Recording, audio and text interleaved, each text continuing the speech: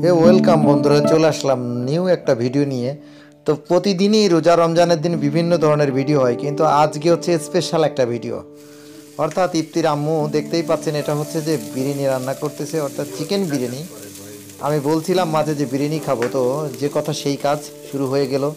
বিরিয়ানি রান্না দেখতে পাচ্ছেন, চাল আগে হচ্ছে যে এটাকে প্রসেস চলতেছে মোটামুটি, হালকা আছে আছে এবং মোটামুটি তার এর আগেও একবার খাইছি, সে খারাপ পারে না, মোটামুটি নট ব্যাড, ভালোই মজা হয়।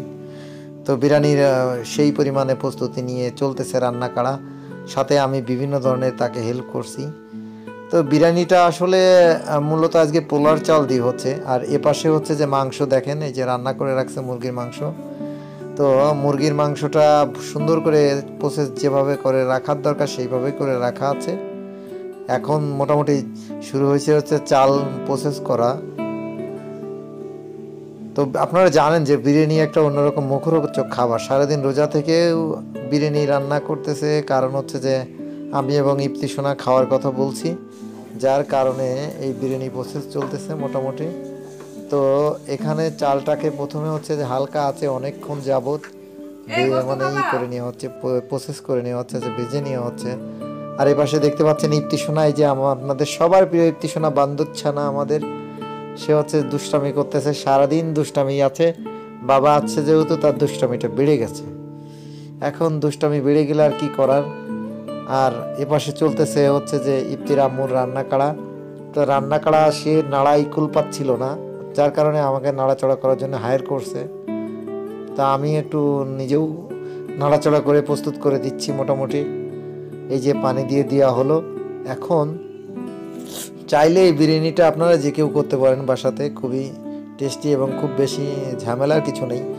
আর একটা ছোটো ইনফরমেশন, সেটা হচ্ছে আমি তো টক দই আনতে ভুলে গিয়েছিলাম, তো সে নিজেই লেবু দিয়ে টক দই তৈরি করে নেছে। তো রান্নার পরে দেখেন এই যে এখন মোটামুটি পানি টানি দিয়ে হালকা আছে বসিয়ে দেওয়া হয়েছে। আর ইপ্তি সোনা এপাশে এই যে ভিডিও চলতেছে, ইপ্তি সোনা আমার ইউটিউব চ্যানেল আপনারা যেটা দেখেন ইপ্তি টিভি, সেটাতে চলতেছে। এটা হচ্ছে কক্সবাজারের একটা ভিডিও। ইপ্তির খুব ছোট ছিল যখন, দুষ্টামি করতো খুব, এখন এই যে সে বড় হয়ে দেখতেছে তার ভিডিও। আর এপাশে রান্নাও চলতেছে। ওয়াও, দেখতে তো সেই সুন্দর লাগতেছে মোটামুটি। তো ঢেকে দেওয়া হয়েছে এবং আস্তে আস্তে চলতেছে রান্না। তো কিছুক্ষণের মধ্যে হয়তো রান্না হবে, শেষ হয়ে যাবে। এখন হচ্ছে যে হয়ে আসার আগ দিয়ে তারপরে হচ্ছে মাংসটা সে দিয়ে দিচ্ছে রাইসের মধ্যে। অর্থাৎ আমি নিজেও তো এত ভালো বুঝি না, যদিও যতটুকু দেখে বুঝলাম।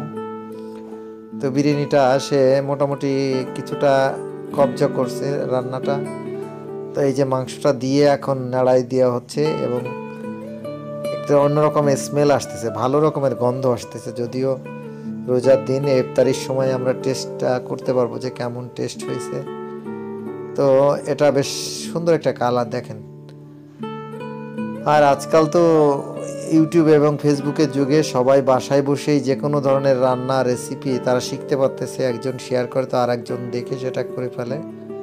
তো এটা খুব ঝটপট করেই হচ্ছে মোটামুটি, খুবই সুন্দর একটা রান্না। এবং দেখেন এই যে চেহারাটা আস্তে আস্তে বিরিয়ানির যে আকাশ সেটা ধারণ করতেছে। তো আজকে আমরা বিরিয়ানি দিয়েই ইফতারি করব। এবং আরেকটা কথা বলে রাখি, আপনারা যারা আমার ভিডিও দেখেন তারা অবশ্যই লাইক শেয়ার কমেন্টস করতে ভুলবেন না, কারণ একটা ভিডিও করি যখন যখন আপনারা দেখেন, সেটাতে লাইক দেন, কমেন্টস করেন, শেয়ার করেন, তখন ভালো লাগে। অ্যাকচুয়ালি ভিডিও করার জন্য যে ধরনের লজিস্টিক দরকার তা হয়তো আমার কাছে নেই, তার জন্য কিছু টাকা হেরফের হতে পারে। তো মোটামুটি হয়ে আসছে। এখনও যে পেঁয়াজ যেটা ভেজে রাখে এটাকে কি বলে ঠিক আমি জানি না, তো এটা দিয়ে দিচ্ছে খুব সুন্দর এবং সেই সুন্দর, এবং স্মেলটা বেরোইছে খুবই মোমো একটা গন্ধ। আর উপরে এটা দিয়াতে খুব দারুণ একটা কালার লাগতেছে এবং সেই সাথে সেন্ট। আজকে এটা আবার এখানে কি গোলাপ পানি দেখতে পাচ্ছেন, এই জন্য সে আমাকে পরশুদিন সব বাজার করতে গেলে বলতেছে আমাকে একটা গোলাপ পানি কিনে দিতে হবে। কি কারণ এখন বুঝতেছি গোলাপ পানি কি জন্য। তো এটা দেওয়ার পরে আবার একটু বসিয়ে দিল। তো বিরিয়ানির কালারটা কিন্তু খুব জোস আসছে, সেই সাথে সুন্দর হয়েছে, দেখতে ভাল লাগতেছিল তখন আমার কাছে। যাক, খেলে আপনাদেরকে টেস্টটা বলতে পারবো যে কেমন হয়েছে বিরিয়ানি। আর আরেকটা বিষয় হচ্ছে যে ইফতির আম্মু মোটামুটি রান্নাবান্নার ব্যাপারে বেশ চালু আছে, এক্সপার্ট আছে। সে অনেক কিছুই করে নিজ হাতে, যে কারণে সে হয়তো অনেক কিছু না বুঝলে সেটাও ইউটিউব বা ফেসবুক দেখেই সেটা আবার কারেকশন করে নেয়। তো মোটামুটি বেশ ভালো ভালো একটা রান্না হয়েছে মনে হচ্ছে। আর ইফতারির সময় আমরা খাবো, খাওয়া দাওয়া করলে আপনাদেরকে রেজাল্ট জানাতে পারবো। আর সাথে তো আমাদের বড় বিচারক আছে ইফতি সোনা, এখন নামিয়ে নেওয়া হলো। নামানোর পরে এই যে দেখেন চলে আসছে আমাদের ইফতারি খোলার আগেই যে আরেকজন টেস্ট করতে, এই যে